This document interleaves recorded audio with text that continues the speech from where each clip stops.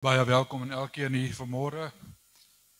Welkom ook aan die media wat nou ingaan, wat nou kyk of wat later gaan kyk. Wees julle ook gegroet vanmôre.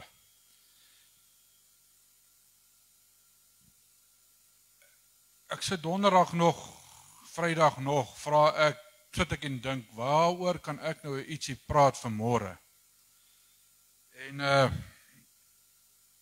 ek het nie geweet nie. Tot gisteroggend 2 uur.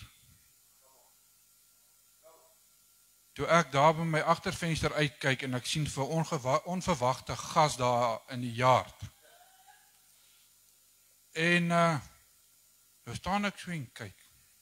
Nou wonder ek, moet ek nou maar uitgaan en hom gaan verwelkom? En want ek is nie regtig lus om te hardloop nie. En ek sê ek nie wag, ek gaan maar laat die honde uitgaan. Nou bel ek eers die seun, ek sê ek mag 'n goeie hond oop wat hy van agteraf kom en ons kan van vooraf gaan. Maar nou toe sy nou uit die yard uit, maar dit is net wat ek vir julle wil gesê. Ek gaan nou nie uitbrei daarop nie. Maar toe ek nou eventually weer terugklim in die bed, lê ek en dink.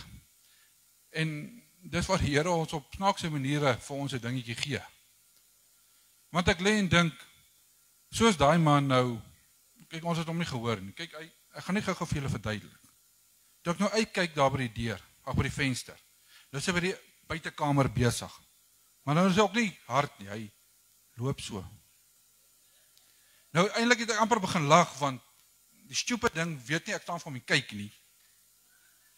En hy dink hy is nou baie saggies.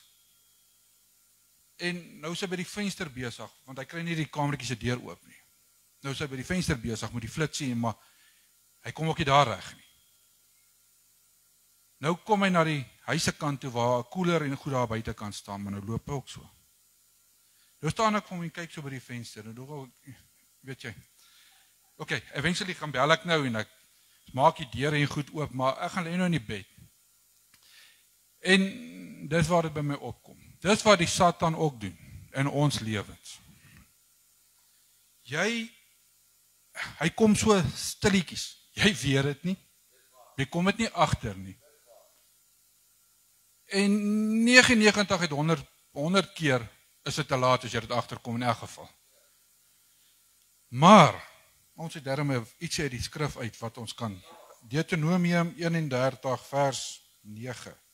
Wees sterk en vol moed, wees nie bevrees en word nie verskrik vir hulle nie, want dit is die Here jou God wat saam met jou trek.